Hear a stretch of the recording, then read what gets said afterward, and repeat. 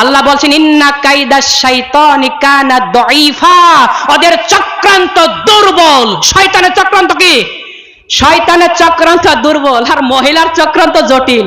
ইন্না কাইদা কুন্না আযীমা, শয়তানের চক্রান্ত দুর্বল, মহিলার চক্রান্ত জটিল। নবী ইউসুফকে ছাড় দেননি, এমন একটা নবী জুলেখা তাকে ফাঁদে ফেলে 12 বৎসর জেল খাটিয়েছে, ঠিক কিনা? আরে কথা বলেন, ঠিক কিনা? নবীকেও ছাড় দেয়নি। আর আপনি বলছেন ওই যেটা পালিয়েছে জুলেখা সুন্দরী, যে আলেমদেরকে জেলখানায় বন্দী করেছে, তোমরা বলেছো রাজাকার, তোমরা বলেছো মদখোর, তোমরা বলছো জেনাকার। ও রাজাকার নয়, ও জেনাকার নয়, ও আল্লাহর ওলি, ঠিক কিনা? এটা তোমরা বুঝতে পারো নাই।